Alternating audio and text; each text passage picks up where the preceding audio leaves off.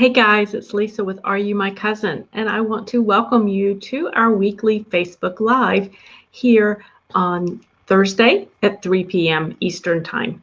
So I'm coming to you really from my office here in North Carolina where I live. And I really enjoy coming and getting to chat with you guys each Thursday. As people are coming in, I would love it if somebody could give me a thumbs up or just tell me where you're listening from, so that lets me kind of know that you guys can hear me and that everything is going just fine, so that we can talk about genealogy. Now, here at the Are You My Cousin Facebook Lives, I do pretty much talk about all things genealogy. We talk about a variety of topics. We talk about everything from how to research, strategies, tips, to photographs, finding your photographs. Really pretty much anything is out there, and you guys are welcome to leave comments. You're welcome to ask questions in the comments below. I would be happy to answer those. I do see those when they pop up, so please do that. I want to make sure we can get everybody in on the conversation who wants to join in on the conversation. So again, here we are. It's another week. We've all been inside, I think, quite a bit. We're all pretty much staying home. I hope that this finds you everyone well and staying healthy, and really just kind of trying to manage our best we can. And I tend to do a lot of genealogy during this time. I think everybody does, and as you can tell, I think a lot of my readers do too, is looking at the questions I get and knowing who's online and the traffic. So, hey Teresa, thank you so much for letting me know that you are here and that you can hear me and see me out okay. So it's been a very exciting week for me here at the Are You My Cousin website, because I was actually featured in 3 different genealogy podcasts this week. So if you love podcasts as much as I do, you will want to pop those in your ears when you go take that walk and give a listen. So the first one I was in, I talked about finding female ancestors, and I got to talk with Diane Elder and Nicole Dyer of Research Like a Pro. Fabulous mother-daughter duo doing some great research. And we had a really fun time talking and sharing our thoughts about finding female ancestors. So that's Research Like a Pro genealogy podcast. The next one that came out, I actually was a guest on the Genealogy Professional podcast. So this one's a little different. I actually, for the first time, I've never really talked about this out there in the social media, but I talked about what it is to be a genealogy blogger and how I run my business. So if you ever wondered what a genealogy blogger does from a business standpoint and how I got into doing all of this, you definitely want to listen to the Genealogy Professional podcast this week, because I tell it all. And then yesterday, very excited to say that the interview that Lisa Louise Cook of Genealogy Gems did while we were at Roots Tech back in February came out yesterday, so you can listen to my segment on the latest Genealogy Gems podcast as well. So I was really excited to be able to talk to that many just wonderful genealogy researchers, and really about a variety of topics. So different topics on each podcast episode. So I think you can hear a little bit of different types of things that I do. Hey Debbie, good to have you again. And Herberta Hartness from Arkansas, wonderful. All right, guys, excuse me, guys. It's pollen season in North Carolina here. Okay, so what are we going to talk about today? We are going to be talking about finding new genealogy records, because it's very important if you are a researcher and you have checked those databases that go back and check them again, because new records are being added to collections. Okay, guys, we'll see if I can get through this. Hey, Devin. Devin says she's ignoring her husband's live stream to watch me. Okay, I won't tell him. Oops, I just did. Oh, Debbie said, great segment. Oh, thank you so much for listening to the Genealogy Gems podcast. I appreciate that. Okay, I think I've got my cough under control. like I said, I've been outside and it's windy and has lots of pollen in the air today. And if you're watching on YouTube, I will have edited this out.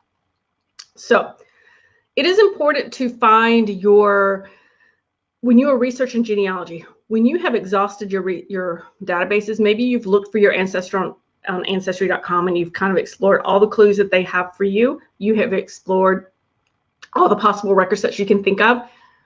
Mark your calendar and go back and do it again in a few months or whenever you kind of have a few minutes. The databases such as Ancestry, MyHeritage, Find My Past, Family Search, they are all actively adding to their collections and getting new records out there for us to use. So be sure and check those when you go to those sites, because you want to make sure you're not missing your ancestor simply because you didn't go back and check to see that a new record set came out that actually had clues you could have used. So it's not too difficult. They each keep them in a different place. So I can take you over. I'm going to share my screen briefly real quick and take you over so you can see where those are at. Give me 1 second here to get that over.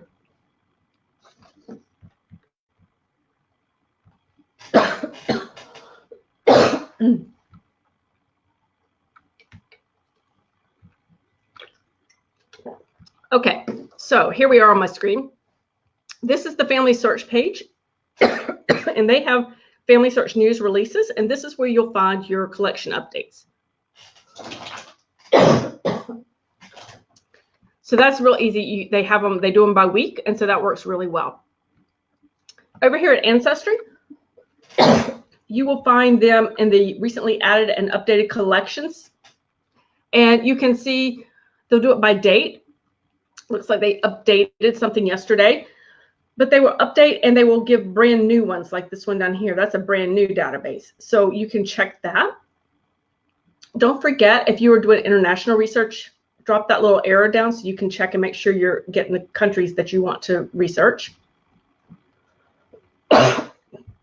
This is Find My Past. Every Friday they do a what's new basically and put out there a blog post on what the new databases are for their for Find My Past. So this is a great place to go and look for that. They come out every Friday.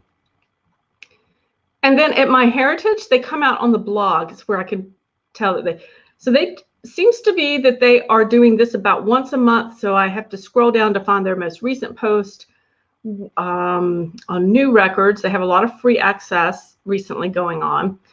But down here, you'll see something that looks like this. When you see, that's when they've added new records to their site as well. So this is a good place to come and look. All right, I am going to come back. I'm going to stop sharing my screen and come back so you guys can see me. I think I've got it. There we go. And I'm back. Yay. So those are good places to go. And each one does it a little different. So each one does it. It's a different schedule. Some do it by the week. Some do it by the month. Some do it just probably when they're ready to put them out there. So what I would recommend that you do is mark your calendar, say like once every 6 months or once every 2 or 3 months, however often you want to do it, and mark on your calendar, check for new records at all databases. And then it's very quick. You can see how quick you can actually go through that. And I have links for that for each of those sites, for those new record sites for those companies on the latest post on the website. So I'm going to put that in the chat so you guys can see that. So you can go to that post and it'll have the links for all of that for each one of those there. So that's a good thing to do. Now, the other thing that you would want to do and include in that is also don't just keep it at those larger databases, but look at archives, state archives, local archives. They will put they hopefully are putting up new stuff online for you. Now, this varies from state to state. It varies county to county. And I think a lot of it has to do with money and funding as well as manpower to get records digitized and up online. But for the most part, what I see when I'm researching, I tend to see more and more records are coming out. I don't know if you guys want to pop a comment in there for me and let me know kind of where, what your state does, or if you're seeing new records come out in certain databases that you like to check. I'd love to have that conversation so people can find those things out there. So that's a good, so I like to check my state archives. I do a lot of research at the North Carolina State Archives. I use their online databases quite a bit, and we're very fortunate here in North Carolina. They are putting out a lot of new records fairly often, so that's a nice way to go in and check those, because I want to make sure I haven't missed something just because, one, I didn't know about that particular record set, if it's a kind of a more obscure record set, or two, I just didn't see it because it wasn't out there and I hadn't made it all the way down to the archive. So that's an important place to go for that. So let me check my comments real quick. So so Debbie said, great segment. Oh, yeah, you listened to the Genealogy Gems podcast. Hey, Lily from Mississippi. Yes. Beverly from Oklahoma, it's your first time tuning in, and I'm so happy that you did. Thank you for joining us today for your first time. I do come here every week on Thursday afternoons. So that is a place that I would recommend that you go. So you're going to put it on your calendar to go check. And then again, you can bookmark these up in your toolbar. You can make a bookmark for those so that you can get to those new things very quickly. Anything special that's unique to you. So it could be your state repository. It could be maybe there's a special collections or a special historical society where you live that would have these in these records that they are updating. Just make sure that you're going back and checking. It's the best thing that you can do. Now, the other thing that I'm going to recommend that you do is that you get on the email list. So if, for instance, you research a lot on Family Search, or you research a lot on Ancestry.com, any of these places, go ahead and get on their email list. Excuse me. Spring in North Carolina, guys. The reason I would say, I know we get a lot of emails, but here's the thing. I'm on their email list. So for instance, when Find My Past every Friday puts out a new digitized or promotes new records that they have out, I don't actually have to go and look. They actually email me. So I'm on their email list. They send me an email every Friday. So I know right then from my inbox what is available, what's new, and do I need to go ahead over to the website and make note, or is it something that I don't need to worry about in this particular go around? So get on the email list. That's what they're there for. They're going to send you good quality content, and if you're getting good quality content into your inbox, I don't think any of us mind getting that. So I would encourage you to do that as well. Now, there is a little tip that I want to share with you when it comes to looking at new records that come out. And that is, once you have gone into that record set and you see what's new, you see the listing of all the different records, it could be anything really, I want you to take things a little bit further in your mind. I want you to think to yourself, what can I learn from this list? What can I get that would take my research further?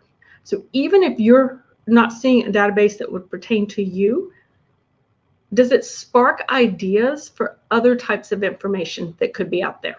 So for instance, recently on one of the lists, I believe it was Ancestry, they had updated some of their railway personnel files that they had out there. I think they had added more states or something, but they had updated that list. And I looked at that and I thought, you know what? I don't have any ancestors that would be in that list. I have no ancestors that were part of the railway that I'm aware of.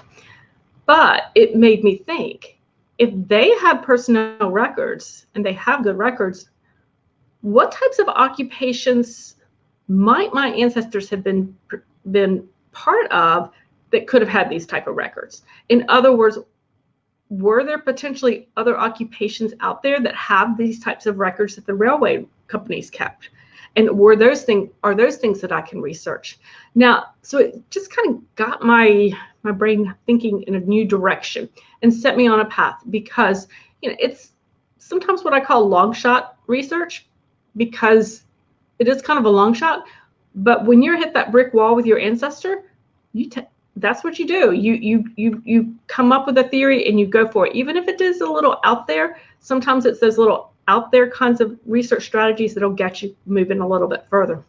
Another example would be, I saw recently a new database that was out. It was a collection, or it's not out yet. I think it's coming next fall at Ancestry. And it has to do with mining accidents, that listings and records pertaining to mining accidents out in Wyoming, I think. So it made me think, okay, that's an interesting set of records. So if you have an ancestor who perhaps was in mining, maybe not Wyoming, maybe it was in Kentucky or another type of another state, had you ever thought to look for those types of records? I really hadn't. So it really gives me kind of a little more of a creative jumpstart to my research planning and brainstorming, so I can find some more of those out of the box genealogy records. So I would encourage you to take a little bit of time with those lists, and don't just dismiss the new ones that are out there because your ancestor, it doesn't pertain to your research, but think about, could it jumpstart some of your planning? Could you come up with some new brainstorms for your own personal research? I think that's some of the fun of it, actually. When you come up with those newer records or new to you records, it's a really exciting and fun thing to do. All right, guys, that's what I have for you today. Kind of short, a shorter one today. If you are listening on YouTube, at the replay, I will put this in the links in the description below, so you'll find those there. If you're listening, feel free. If you have a question, and these before I sign off, please pop it into the Facebook Live comments. I'll be on here for a little bit longer, just so I can give that little bit of a lag time if you guys have questions that you want to ask. And it can be about this, or it could be about anything else that you want to know about. Coming up at Are You My Cousin? I am really just continuing, despite all that's going on in current events, I'm just really continuing to put out the blog posts, put out new videos on YouTube, because I really want to stay the course for you guys. I think this is a time when a lot of people are trying to reconnect with family. It does kind of bring those thought patterns to ourselves, and I really want to have the information out there for you guys, so that you can have something to work on too while we're all kind of staying at home, and that we can move our research forward, especially also because we can't get to the archives these days. So hey, Debbie, thanks. So you found newspaper lists. Yes, Debbie, that's a good point too, to find them in the newspaper list when you're finding those new records. What I like about newspaper lists, when they're showing some of the new ones that they put out there, is that you can learn about some of the newspapers that are new to you.